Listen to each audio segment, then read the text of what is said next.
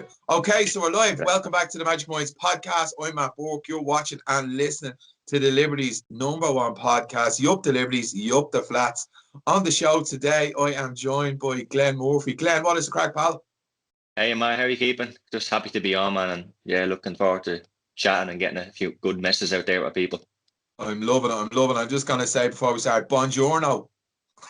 Bonjour. Ça Bonjour. Sava. That's all I know. That's about it. Guys, I've asked Glen to come on the show because he has a fantastic page called From Panic to Paris, and that's where my little French joke came in.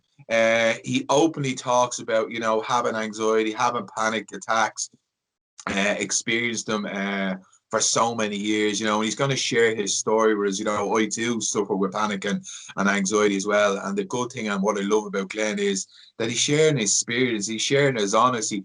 And for me, when you do that, you're making it normal. And that's what Glen does, and I love it.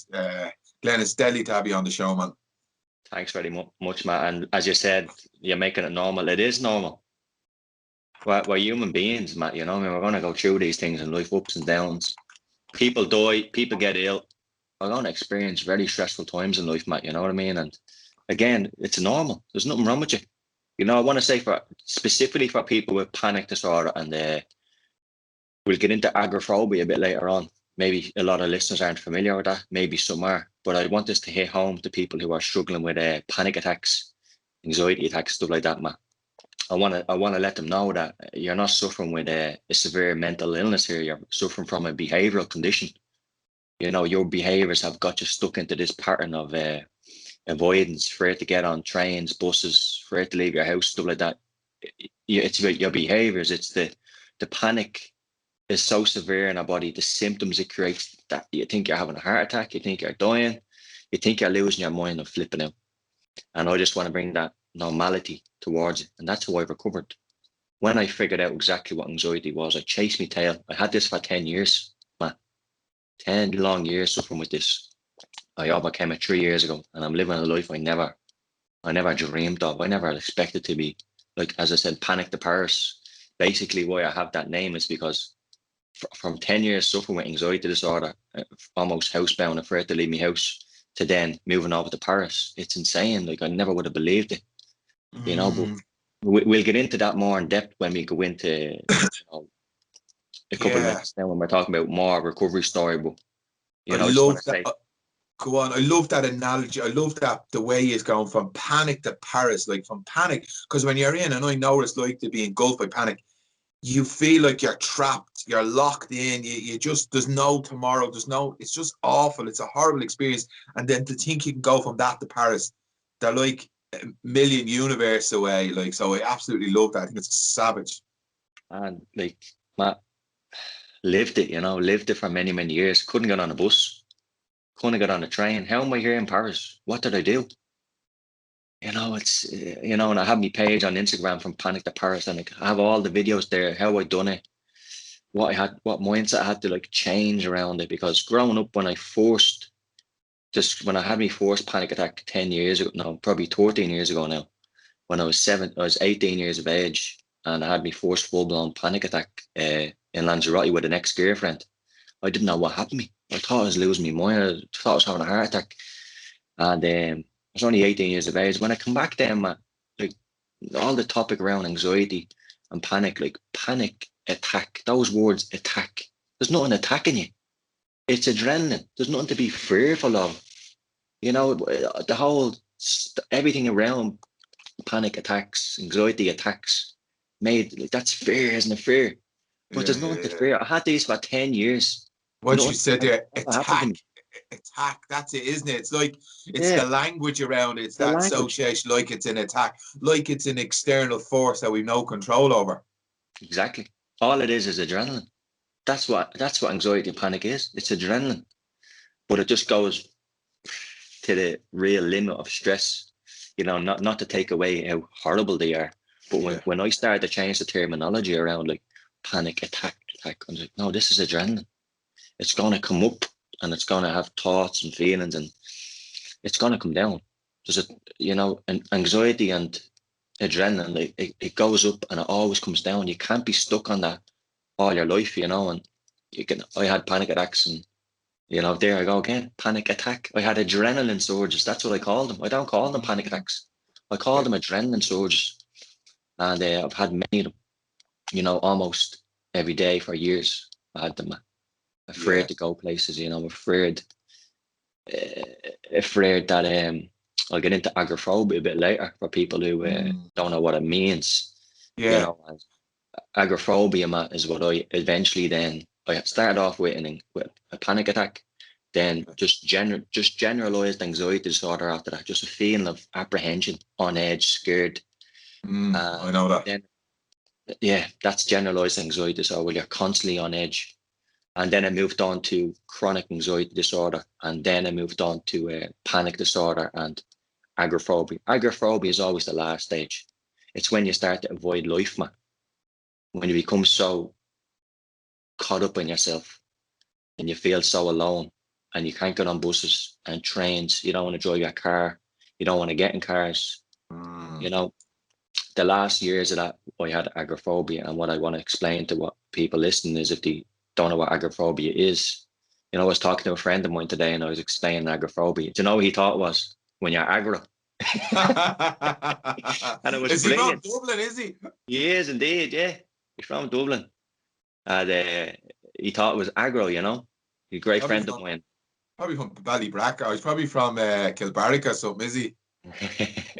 No, he's from where is he from again? He's over your side. The best side. He's close to you, yeah. I forget. Shankill, I think it is. Okay, very good. So do me job. Up that way, yeah. Really in a city, So he thought it was aggro, but agoraphobia is basically fear of going away from your safe zone. It's fear of panicking away from home or your safe zone. That's all agoraphobia is. So people with agoraphobia, what they'll do is they'll be so fearful of panic away from their comfort zones. So let's say they feel comfort in their home and with that safe person or whatever the case may be. Whether, that's exactly what agoraphobia is. It's fear of having a panic attack away from home or away from your safe place. And that's what it is. So for those out there wondering, that's what I had. I'd only, the last 2 years of the 10-year with anxiety disorder were the worst for me, because I had 3 years of full-on agoraphobia. Wow. Where mad, Come here, can we go back? Because what you just touched on there, away from home, you told me a beautiful story, which was really difficult, obviously, about being away with your girlfriend in Lanzarote. You've been away once, and then the second one. Can we talk about that? I think it's really significant. Can you say that again, Matt? What is it? Did you couldn't hear it? No, I could, but just the last second of it. When you were in Lanzarote with your girlfriend, when it really engulfed you, that wanting to be home, I think that's a lovely part. I'd love to hear about that. Right, well, I'll have to start then from the scratch. I'm going to start about the trauma, how it fully came on me, Matt, right? So when I was a 7-year-old kid, a young lad, I experienced my father being physically abusive to my mother. And that's where the trauma started for me. So as a kid growing up, Matt, I experienced that. I heard it in the next room, it wasn't nice, as you can, I was so fearful. And that was my first experience with panic and fear. Obviously, as a 7-year-old kid, I had no idea what the hell panic and fear was. And as kids, the only way kids, like childhood trauma, they have to repress it. We can't express it. We can't go to a therapist at 7, 8, 9 years of age, or even to someone, a family member, and say what happened to us, because we're scared. So I didn't express that. Whereas if we're 17, 18, 19, 20, we have some sort of, awareness to say, all right, this happened, I need to go. But as a kid, I suppressed all that, man. And as a kid, I experienced that once in my life, of the physical abuse to my mother. And after that, then I remember not so long ago after that, maybe a couple of months, I remember going to stay with my friend in town. His name was Dylan. I haven't spoken to him since I was like that age, like 7, 8, 9. But I remember it clearly. And isn't it mad how, like, you asked me what I'd done 2 weeks ago, I wouldn't be able to remember. You asked me what 20, 30 years ago, bang, no problem. I'll tell you like what I had for breakfast that day. When that happened to my mother, when I experienced that happened to my mum, I stayed in my friend's house, Dylan, in town. And that's the first night then I start bawling my eyes, crying to go home. but I couldn't tell, like, oh, like this happened to my mom, and I wonder if this is going on again in the house. So just get me home. I didn't say anything. I just cried, and eventually then calmed down, fell asleep from probably exhaustion, and that created the cycle of me growing up and being afraid to stay in people's houses. So, you know, growing up with the lads and you'd be 10, 12, 14, whatever, having a sleepover or something, I couldn't do that. You know, I used to think that I'm probably homesick, but it was the fear of what that trauma manifested as a kid. Yeah. Almost became like, you know, make sure my mother's safe, make sure my mother's okay, be there with her. And it never allowed me to kind of fully, you know, I guess my anxiety response was triggered at a very young age, that trauma. And that's what happens in childhood trauma. And like with you introduced you to a guy, is it Gabe? He's great. Is it Gabor? Gabor Mate. Yeah, his work is tremendous on it. So anyone is having problems with childhood trauma, he's the main man, isn't he, man?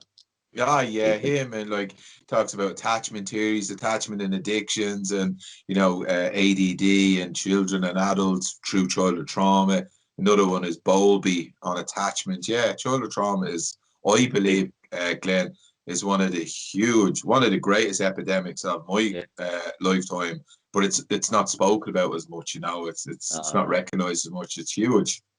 Yeah, 100%, man. That's why, like, you know, don't want to get into this, but like the addicts we see around Dublin and things like that, God, look, you know, it's a lot of childhood trauma. But the reason why I wanted to talk about this is because I need to get to the point with Lanzarote and being with my ex-girlfriend was I had to go through this really quick. Yeah. So growing up, I was afraid to stay in people's houses, whatever. I get a girlfriend age 16, 17, and again, we ended up going to Lanzarote. And we went for the first year. It was brilliant. It was great. Came home. Next year, summer came around. Let's go again. Something was different this time, man. I went and I just had this feeling come over me one night. I was lying in bed and we were only over there one day with the ex-girlfriend, and we were supposed to be there for 2 weeks. And I was over there the first night. I had my first experience with a panic attack. I didn't know what the hell was going on with me, man. And I had this feeling of, holy shit, like I'm far away from home here. I feel alone. I feel lonely. And then next of all, this was wave. I had a few beers on me that night, and I just remember just going to the bathroom, just puking up everywhere and just shaking, like. With anxiety, you get this thing called depersonalization, derealization, because that vent is so stressful. It's like your mind blocks you out from the trauma. And yeah, I didn't know what was wrong with me, man. I got on to my mum about 2 o'clock in the morning. Would have been 1 o'clock back in Ireland, and I said, listen, man, I need to go home. I don't know what's wrong with me. Just have this feeling that I need to go home to safety. Like, my mum said, listen, I think you're having a panic attack. And I said, what are you talking about? What panic? What are you talking about? You're talking nonsense. Like, I hadn't got a clue what panic attacks were. So that's what happened. I just had this sudden urge to get home, man. And when I got home, I was 18 years of age, man. And the minute I got home, then I started to go on this journey of, what the hell is this now? Like, I got very scared, and I went to the doctor at age 18, and he prescribed me antidepressant tablets. I wasn't depressed. You know, I wasn't depressed at all, not in the slightest.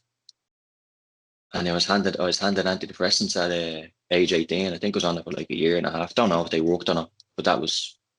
I went to the man in the white coat to help me, and that's what he gave me as an 18-year-old. I ain't gonna question that. Right. You know, so. Now, the information we have now, this day and age, for anxiety recovery has never been better. There's more people recovering the last couple of years than previously ever before, I feel. You know, because when I was 10, 15 years ago, when I was going, 10 years ago when I was going through this, I was searching for recovered stories. I could never find any. Now I follow pages on me Panic the Paris page, at least 8 to 9 quality ones that share the way they recovered, because there is a method, and I'll get into. There's a method how to recover from this. But yeah, that's basically a little bit of the story there, Matt, of the childhood trauma. That's how it manifested. That's how I first experienced my first panic attack. Came home, and then my life was just a living hell then for the next couple of years. Stopped playing football because I thought I was going to have a heart attack on the pitch. Just my life just the way. Couldn't work a job for many years. and then eventually it just got completely worse into agoraphobia. Yeah. Yeah, so that was how bad it got, man. Yeah, come here. Can I ask you, like, let's get into the kind of the distortions of the mind, the illusions that the mind can play on you. You know, from my own experience, you know, Yeah, I've had panic attacks and anxiety attacks and just dread the last couple of months. And then you start picking up on symptoms. Oh, am I going to take a heart attack? Am I going to have a stroke? Am I going blind? I'm losing my breath. I'm losing my mind. I don't see reality like it's like I felt like I was in a dream sometime when I was listening to someone. I was like, I don't think this is all real. I kept questioning reality, and it seemed like seconds were hours and hours were days. Is that something you experienced? yeah. See, that's and that's the final stage of anxiety where you've experienced the derealization and depersonalization. You feel detached from yourself. But that's Oh, just million it's percent. just another it's just another symptom of anxiety. So it's not as if you're going into some sort of psychosis or something like that. You can't. Anxiety disorders will never turn you into a psychotic episode. It's far from the spectrum. It's a Mm, behavioral condition brought on by stress. So mm, it's neurotic thinking. A neurosis and a psychosis is completely different. So you're great show. far from the scale. Yeah. Neurosis and psychosis, totally different. That's why I want to say, like, anxiety disorders, it's mental health issues. It's not a mental illness. So this is for specifically people who are going through anxiety disorders, thinking there's something wrong with them. You're not Mm, going through a mental illness. You have a behavior condition, like you're changing your life and changing your behaviors and your thoughts because you're fearing these panic attacks. That's so, Matt, you had them yourself, as you said, and they're so powerful I'm real. and real. Oh yeah, they're real. Like every I start. symptom seems like it's real. Like I need to get a doctor. I'm taking a heart attack. My chest is bouncing. I'm rattled in the bed, waking up with tremors, and you think it's a neurological condition. Then, Yeah, I went to doctors. I thought I had what did coming to the end of it? I thought I was going through, like, what did I think? I thought I had personality disorder, bipolar. I thought I had one of the main mental health mental one of the main mental health conditions. So going through that, like, my mind was all over the place, and I thought my heart was like when I stopped playing football, and actually a good friend of mine, his son actually died on the pitch with a heart attack, and I went to him one of the days and I said, listen, don't feel going training around my heart. And he brought me up to this. I should have been waiting a year to go see a heart specialist, and he brought me up like that, got me in. And I was attached to the oak, like, with all the stuff on me, man. I was only 18. And I left there, and your man said, you're so healthy. There's nothing wrong with your heart. It's fully perfect. I went back playing football then, but I always thought, like, something's going to happen. So I never went yeah, back. You go to these, when you have panic disorder, you go to these crazy, irrational fears that you think something's yeah, not right here. And a heart specialist told me my heart is fine, and I still couldn't take that. yeah. I've got same. I have them same worries, same Yeah, fears, and googling everything, looking, and you just become absolutely obsessed. Then, yeah. I'll tell you one thing about obsession, man. Anxiety takes over your life. As you said, you are Googling everything. I used to Google everything. I had around 40 anxiety books, all from the library, and bought them, reading all the time. I'd fall asleep at night listening to anxiety channels. Everything was just anxiety because it stopped me from working, relationships, doing the things I love. All I had was anxiety. And that's what happens with the disordered anxiety. The difference between anxiety and disordered anxiety is everybody has anxiety, man. yeah, Everybody. And I still have anxiety. But I'll tell you what I don't have anymore. I don't have disordered anxiety. If I felt anxious getting on a plane coming to Paris, but I done it. yeah, I feel anxious, let's say, going to an interview, but I'll do it. And everyone yeah. has that kind of anxiety. But I don't have disordered anxiety anymore. Anxiety doesn't stop me from living. I live life normally. I retrained my brain to bring my anxiety levels down, that I no longer experience the anxiety on level 8s, 9s, and 10s with the big panic attacks. I'm down Yeah, because me I've too. trained, I've trained my brain. Yeah, And some days when I'm out jogging around Paris, stuff like that, like, the adrenaline will spike up, and I'll just be with it because it can't do anything to me. Because I learned that after 10 years chasing me tail, For 10 years, anyone out there who's struggling with this, listen to this, right? I had every single thought you were having for 10 whole years. I thought I was having a heart attack for 10 years. I thought my heart was going to give in for 10 years. Every thought you had imaginable, I had it for 10 years. And look at me now. I'm healthy. I'm fit. Nothing happened to my body. This is tricking you. Anxiety is tricking you. It's stopping, and I will give you the tools later on in this video. Anxiety is tricking you. And please just don't let it stop you from living your life. It's so believable, isn't it? Like that voice, that erratic, that irrational, that distorted lens that we look through. It's so convincing. It's horrible. Yeah, it's really, really so difficult, and it's like so debilitating. It is debilitating, and that's what my heart goes out to people out there who think they're stuck in this, man. And have no faith that they're going to get through it. Yeah. Because then they become agoraphobic, and that's the last scale. And then I got very depressed then. Yeah. Listen, that's going to come with it, isn't it? Yeah. Anxiety isn't depression, and depression isn't anxiety. But living your life like that for a long period of time is going to cause you to feel depressed. And that's what happened to me then. Lost all my confidence. I was skin and bone. I was constantly lying to people. Even there was a Mother's Day, for an example, man. And this is the sad truth of what other people are going through. Here's a story for you. Yeah. A Mother's Day, we're all going out for my mum's to treat her, Yeah. And I have younger siblings. We have it all booked and all to go out with my aunties and my uncles and stuff like that, a big group of us. About to leave the door, and then I know I'm not going. And I can't just say to me siblings and my brothers and sisters struggling with panic attacks, I'm not going to go today. I can't say that. My pride stopping me. And this was about 4 or 5 years ago. We went out, they're going out for Mother's Day, and I said, "Oh no, I'll follow you. I'm getting a lift about you, mate. I'll follow you." So they all went out. And I stayed at home and I bawled my eyes crying. And they all went out. They all went out to have a great meal. And my brothers would text me. They don't know anything, but they text me. "I can't believe I'm missing Mum's special day and all." And I just want to say, listen, I'm broke. I'm crying here back in the house because I can't get in a car and drive from Donamead to Swords and have a beautiful meal with me family. And that was for me cousin Harper. She's only born 4 years ago, and me cousin Darren asked me to be a godfather. Couldn't go to that either. Missed out on birthdays, and that's the thing we miss out on. And that's the sad part of it. Yeah, that's the life I lived for many years, man. Wow. Do they know now? Have you had them conversations? Like they were like, "What the fuck? We didn't know." Like, what was that like when you said it to them?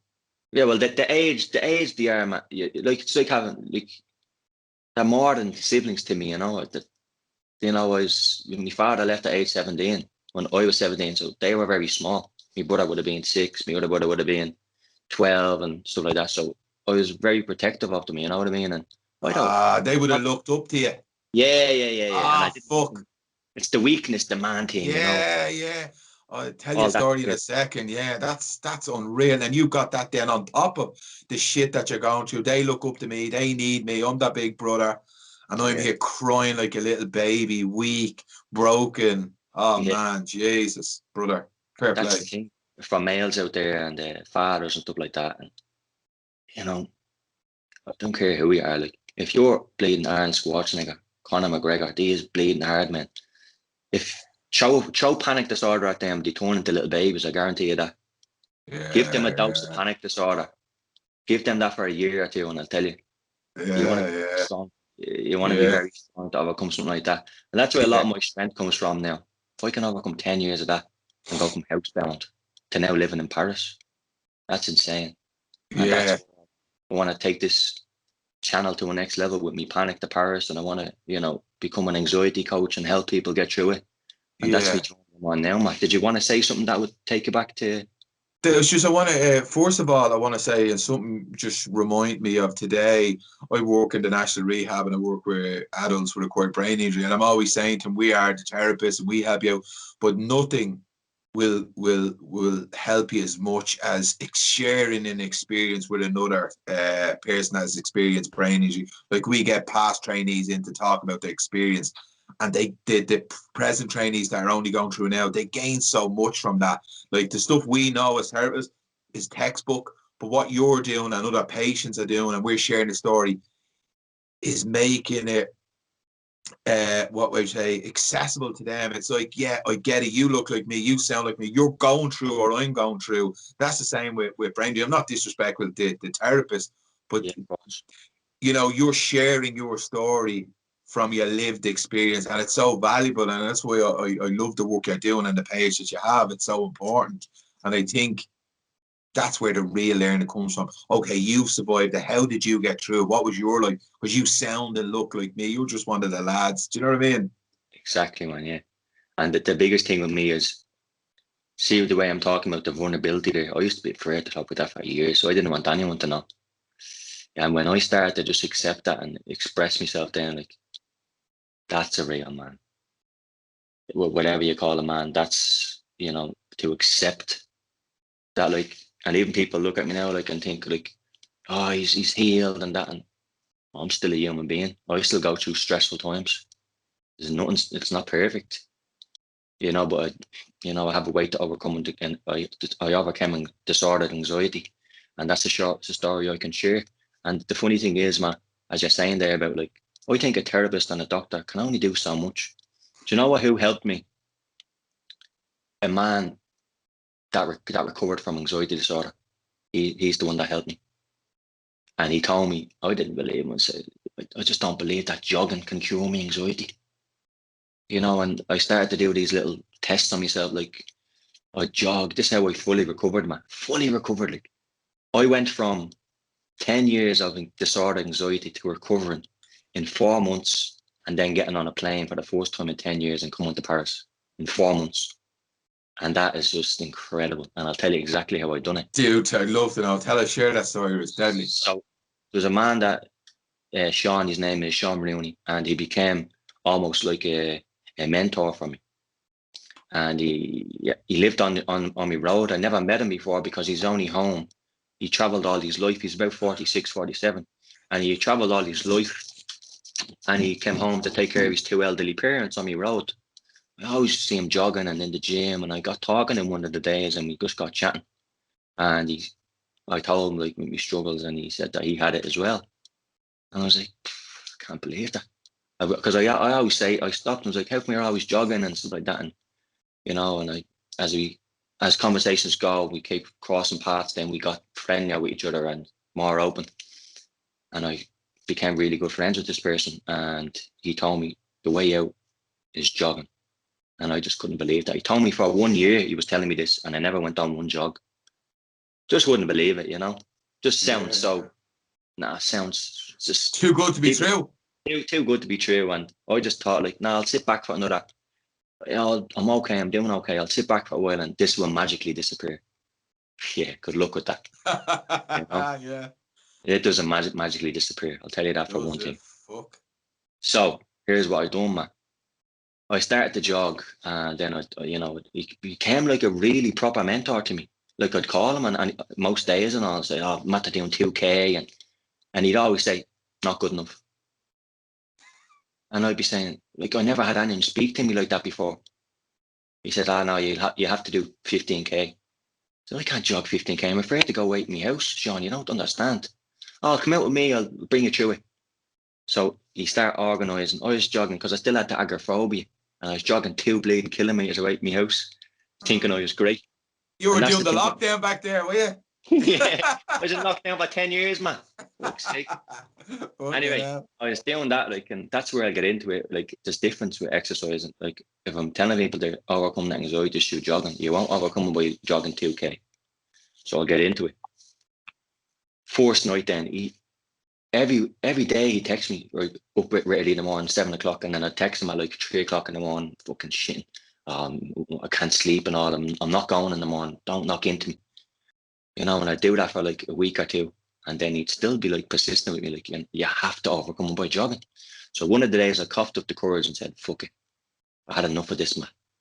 and I decided to go on a jog up at 7 o'clock in the morning. So here we are out on the jog, and I'm 1k in. I was like, oh, Sean, I feel like I can't make it. We're jogging down to the coast road, 5k we're doing. I can't, I have to turn back. And he literally just hold me. He's like, you can do it. Come on, get through. You're not gonna, you had all these thoughts before. Tell me, jog, don't stop. Tell me all your thoughts. And I'll be saying, oh, I'm feeling like I have to run into someone's house and ring an ambulance. No, yeah, that's just an irrational fear. Keep going. Eventually then I got 5 kilometers in, and he says to me, well, 5k in. And now I was 5k. The furthest I've been away from home was 5k in about a year. That's nuts. Isn't that mad? And I remember it clearly. It was like I bleeding won the World Cup of Ireland. I was like this in the middle of the coast road. I was only bleeding 10 minutes away from the gap. It was lovely. But that meant so much to me, man. Next day, then we done it again. And he ran with me nearly every day. He ran with me. And, you know, we got better at jogging. And one of the days then, I decided to jog on my own. And I remember I jogged on my own. And, you know, that was the big thing then. Not having anyone there, because the thing with anxiety disorder, you get used to having safety behaviors, and you cling to people, and I can only do it if he's there. I can only do it if I'm close to a hospital or something like that, you know, crazy stuff. One of the days then I end up jogging, and I end up jogging out the Hout and back, and 22k. I got done. I was like, I don't believe I'm at the jogging that. You know, I can't believe Mountain Hout. And that's when my brain started to have this psychological switch over. So what happened there was I looked into it, and I started reading a bit of science on like adrenaline and burning it out, because that's all panic is. Panic is adrenaline. So when I was jogging, physical activity, that jogging, it burnt out my adrenaline. So I was literally having panic attacks on the jogs, but I wasn't doing any of my behaviours of going home and ringing ambulances and needing to ring people. I was just jogging through it. So when I jogged through it, and then the anxiety would calm down, I'd stop places. Like I'd jog into town, and I'd sit there and have a coffee on my own, and the adrenaline would be off me, and then I get the bus home. So I was learning to relive again, man, all because of jogging. Brilliant. I was reliving again, and I rewired my brain. And I had panic attacks on jogs when I started jogging nearly every day. I knew I was waking up to go into a panic attack on my jog, but I'd done it every day. And then eventually then I'd have days where I'd have weeks of no anxiety, and I'd be back on buses, back on trains. And I'd done that I remember then I'd done another jog to Hout and back, and I got a really good time. I was so impressed with it because I got a little watch then, you know. And I said, I'm going to do a marathon. And I was to double a marathon, half marathon signed up for, and I went and I'd done it. And 4 weeks later, I bought my first ticket to Paris, and I got on a plane for the first time in 10 years. And that is how the magic happened. And here I am. I'm living over here now. Fucking look. Glen, I'm just listening to you and watching your eyes. I've never seen someone's soul so honest, and the way you speak, it's fucking beautiful. You're going to make a fantastic, lots of more things I want to talk about anyway. You're going to make a fantastic coach if you're not already doing. I'm sure you are. You've been coaching to me, you've been kind to me, and I've leaned into you in my struggles over the last week, and I can't thank you enough. It's lovely to be able to connect with you. Well, you speak so much in the heart, and people are really going to gain from that, you know. That guy seems phenomenal. Like, he's seen you, he listened to you, he didn't accept your irrational thoughts because he knows beyond them, which is brilliant. And that's what leads you through, isn't it? Someone just to say, I know what you're going through, I understand, but you can keep going. It's a physical thoughts, our energy, and when we use our body and we use it to a certain capacity, we can burn that energy off. You know, and if it's running, if it's weight training, and like that, increase the heart rate and use it up. You know, that's brilliant. But he gave it to me like no one else would. He said it to me. You're feeling yourself. What are you jogging 2k around your house for? Feeling yourself. And I was so angry at that, like he knows I'm vulnerable. What's he talking about? You know, you get defensive, but you know he's right. Oh, yeah. I was mollycoddled. Like, if I went back to my mother or my uncles, jog 2K there. Oh, deadly.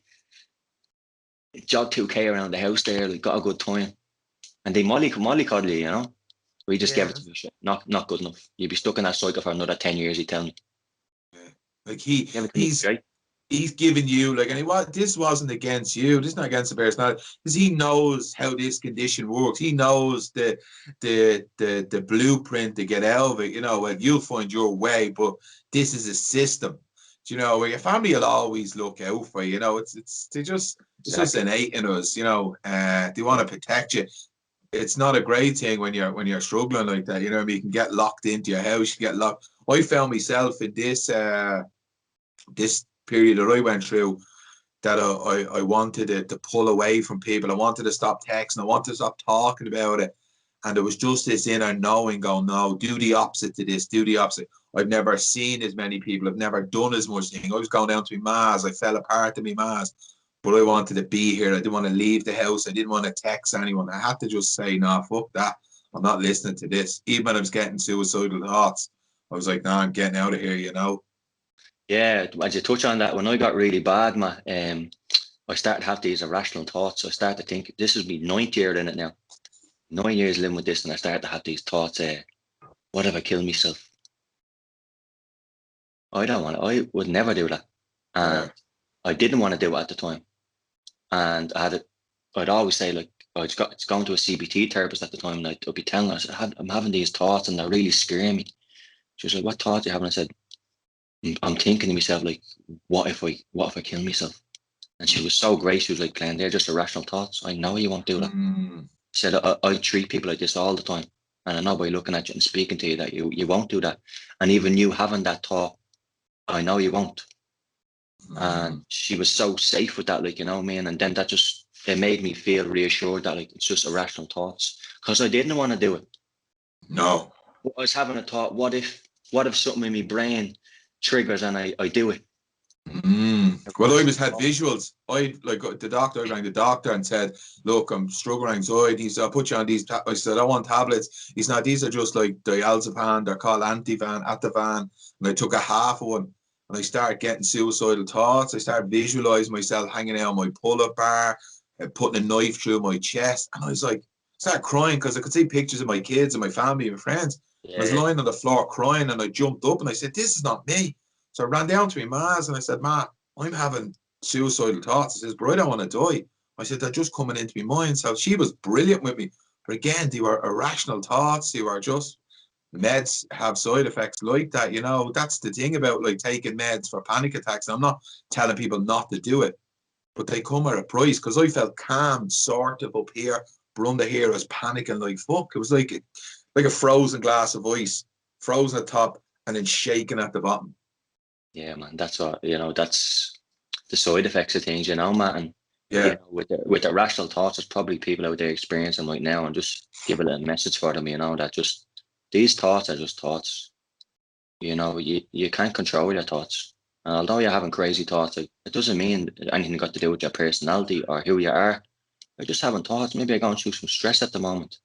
So I was saying I didn't want to even think about killing myself or anything like that. But then my mind was so stressed, it was saying, oh, but what if you do? And I was just entertaining that. But it was just a symptom of the anxiety. And it didn't last long, you know. It wasn't a long period I went through having them thoughts, but that's when I wanted to work with the CBT therapist. And then as I started to do the jogging, like literally the jogging, like a sea change in the computer, was like a total reset of everything, man. Yeah. And I owe my life to I text that guy, you know, we don't talk as much as we used to, but I always send him the odd email once a year or once every 2 years. Wouldn't be here without you. And I also had help from an absolute gentleman, and I have to mention his name. He said, like, I wouldn't be here without him. It's Aoife's father. Yeah. I hear great things about him. I hear he's an amazing man. I'd love to meet him. He has a pigeon loft. I'm mad for pigeons. I love pigeons. I've had pigeons as a kid. And I'm dying to meet him. I hear he's a fucking gem of a man. Oh man, these next level, man. I'll tell you a story, right? See, things got really bad in me 9th and me 10th year coming out of this. And for people out there, like, when you're going through these type of things, it gets worse before it gets better. You have to, it's like the pandemic we're going through.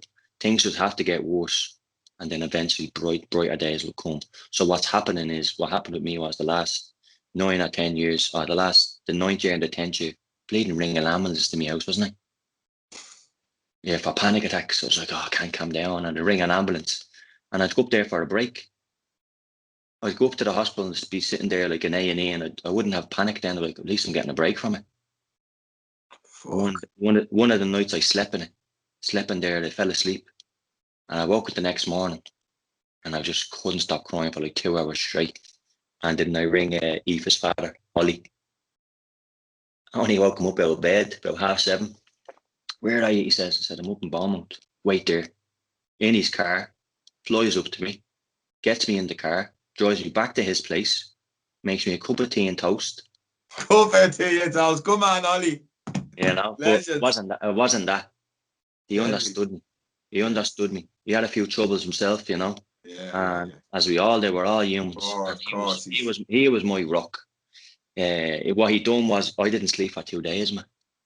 My brain was wired, and I was having those mad thoughts, and he was telling me, as he's making the tea, he's like, so tell me what you're thinking, and don't be afraid to, like, tell me what crazy thoughts are you thinking. And I was telling him about, like, what if I kill myself and all, like, and he was telling us, they're just your thoughts, you know, and I had them myself and all, he'd be saying, you know, and just making it all normal. Normal, says, love it. Normal. This is 8 o'clock in the morning. He says, Glen, you're absolutely bollocks. Yeah, he said, I can see you're falling asleep there. Up to the guest room, king size bed. Sit yourself in there and go sleep a few hours. I'll be downstairs.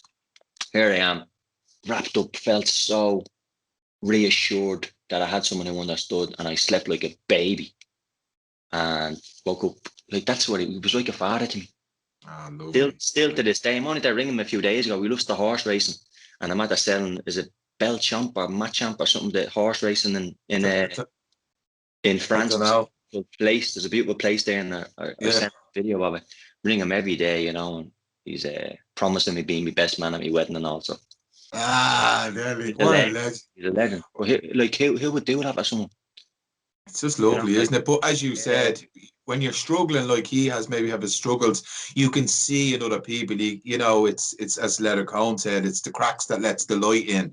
So he has the light in him, and he can see the cracks in you where the light's gonna come in, and he just can, like, he can see that you're just an honest, genuine human being that has struggles. You're not hiding it. You're just being authentic, and that probably seems weak and vulnerable to you, but to me and like to Ollie, and it's fucking brilliant and it's brave.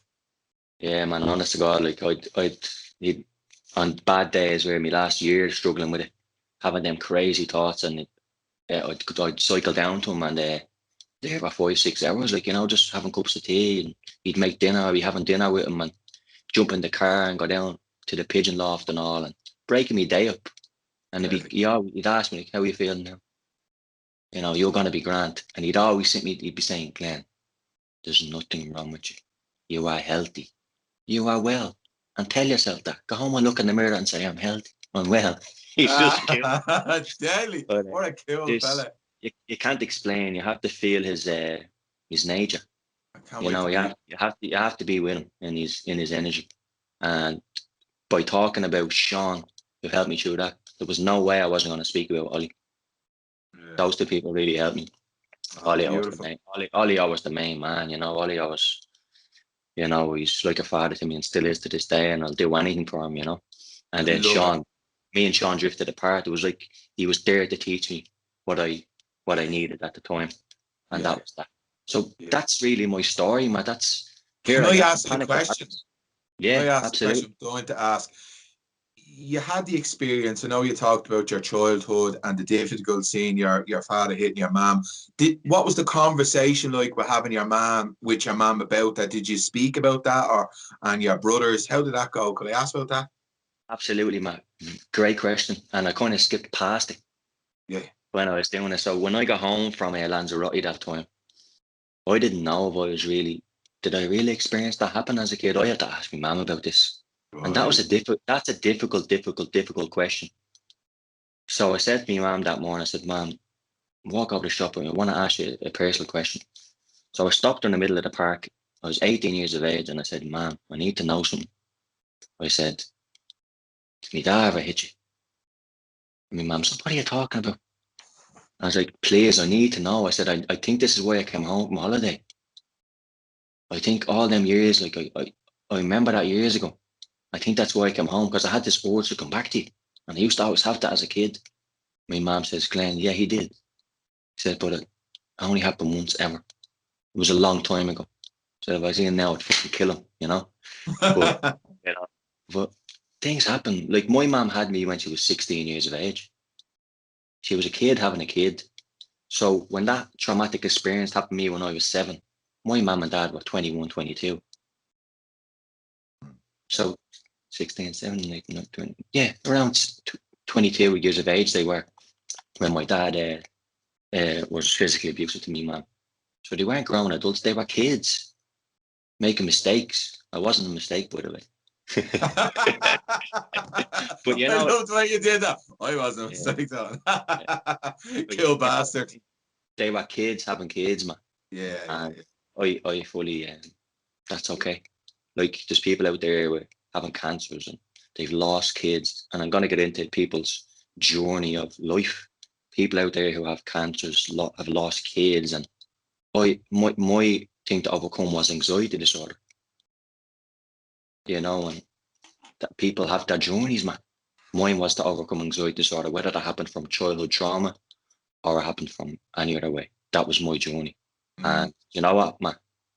10 years of struggle, I'd have another 10. I'd have another 20 years of struggle if I could feel the way I feel now on top of the world. That's absolutely beautiful. And like, even hearing the forgiveness in your voice, the acceptance, the maturity, like, you know, it's a real mark of you doing the work. Like, you have gone through it. Like, you've experienced the darkness. Now you're experiencing the light. And that's what I'm always saying to people. Right now, I've got a lot of love in my heart. I've come from a dark. I don't think they're separate. I think they're two sides of the one coin, two separate sides of the one coin. And in order to experience the highs and the beauty of love, you know, you have to experience the dark as well, don't you? We have no choice. We don't. You know, we have no choice, man. This shit's gonna come in life, and whether we accept it, you know, acceptance is a beautiful thing. That's how I kind of overcame as well. I accepted. Yeah, that's a big piece, isn't it? What kind of therapy did you say you were doing, Matt? Because I heard great words on ACT therapy, acceptance-based therapy. And that's supposed to be amazing as well. I've never done it, but I would recommend it to people. So. Yeah, no, the work I do, I go to see a counselor. She's a counselor psychotherapist, and she's lots of different study. I do my own reading. I've been reading and training this like for years. I've done mental health or suicide prevention stuff, yada yada yada. But it doesn't stop me going through it. I can come out with it a little quicker than I used to because I have the language, I have the education, I have the knowledge that I've been there, and I know that I'll come out of it. But where before, when I was in it years ago, in the depths or for years, I never could see beyond it. Where this period that I went through, I had a lot of traumatic events happen over the last number of months. But all I kept saying to was, you've gone through this before. Like Steve Jobs says, we can only join the dots when we look back. And I said, so I've been here before. It's a different story, but just same kind of deal. And I'll just keep doing what you said, acceptance, going through it, experience anxiety. I don't drink and I don't take drugs and I don't do things that are not good for me health. So I go through and experience all the fear and anxiety, just like you, because they're only thoughts, they're only feelings. This too shall pass, and tomorrow everything will be grand. It always passes, man. Anyone out there who's struggling, it always passes. I had to think for bleeding 10 years, and I stand here now the happiest I've ever been in my life. And it was like an educational journey to me. It was like an education. Oh yeah, this period I went through, it was like I was doing a 4-year degree again within 6 weeks, because I had on my board, what's the learning? What's the learning? What's your why? What do you hope to achieve all this? And I had this on my board. I read books and videos, had it all there. I had to keep telling myself, what's your why? And what do you hope? Peace, love, and less chaos. What's the learning? Go through unpredictable pain, go through anxiety, yada yada. These are my teachers. This is the degree. Fucking it's like climbing Kilimanjaro in the nip. What is the work you're doing at the moment? What is if people want to work with you, what do they do? I'm specifically only doing anxiety disordered recovery. panic attacks and agoraphobia. You know, I'm in the middle of setting all up with a website, taking clients on. I've already taken clients on at the moment. I'm doing it all for free, to see how it's going. Okay. Because, you know, there's a couple of people that I'm working with now, and there's certain criteria. Like, I realized that I'm working with people now who are struggling with panic and anxiety disorders, but they're also struggling with other things. And, you know, managing that, I have to make sure that they're the right client for me to manage. So yeah, going forward on my page From Panic to Paris, you'll see all this, like it's grown. Yeah. You know, so anyone out there who's struggling with panic attacks, agoraphobia, anxiety disorders, you know, keep on my page and keep looking out, and there's beautiful information all there. It's all free. It's all my vulnerable experience, and there's tips there how to recover. So that's my plans for the future, to be a disordered anxiety coach. And because, as I said, going to doctors and therapists, amazing, brilliant, great work, but nothing's better than having someone who went through it. And yeah, just like your mentors, you know, that have been through it, they brought you through that experience. You went through it yourself, but you just had a hand to hold on to and to help you guide through it. Yeah, and you need that, because without that push, I would have been probably still jogging 1-2K around my house. But now look at me, we're jogging around the Eiffel Tower every morning. Yeah, fucking no lockdown for you. You up the lockdown? And I'm still in lockdown, but it's a bleeding nightmare. But I'm still happy. I'm happy. Come here. What's the one thing you would like people to take away after listening to this interview? That they're normal, whatever they're going through. Maybe it's not anxiety disorder. Maybe it's a really dark depression or a severe mental illness or whatever. You're normal. You're experiencing life. There's nothing wrong with you. You know, sick, ill, all this. You're a human being. That's what I want to just say to people. You're experiencing life, and you're not alone. You know, all of us out here are going to experience dark times, and you're just not alone. And there's always light at the end of the tunnel. There's always, no matter 5 years, 10 years, 5 months, 6 months, be around the right people. Do the right things. Try to create discipline in your life. And, you know, sometimes we just need a big change in our life. You know, a massive change. And that goes down to discipline. Like, discipline's a big one. Huge. That's how I got through. Yeah. Discipline your thoughts, discipline your physical, discipline what you read, discipline what you eat, discipline who you be around. You really have to be diligent. You have to be disciplined. You got to be committed. If you want this, you got to be committed. Yeah. Well, that's basically what I want to say. Just people out there, you're normal. Yeah, that's lovely. You're going through normal life, and that's okay. It's okay. And that's all I'll say, man. Deadly. Glen, I'm fucking so honored to have you on. I think you're a beautiful human being. You're honest, you're authentic, you're sharing your experience. It's deadly. I'm just delighted to share this story. I'm delighted to have you as a friend now. I'm absolutely honored to be in your circle. Thanks to Aoife, Jody, to Ollie. I love this little circle that we created, and they're just beautiful human beings. So this is deadly. Thanks very much. Matt, you know, I can't wait to come back to Dublin and have a good chat with you, and a cup of coffee on me, whatever you like. And, we'll stop down to Ollie to the pigeons as well. I can't wait to meet them fucking pigeons. Right, hang on there and I'll wrap this up. Guys, so there you have it. Before I go anywhere, I want to just say, you know, if you are struggling with any kind of mental health difficulties, any illness, please reach out. Please stay connected.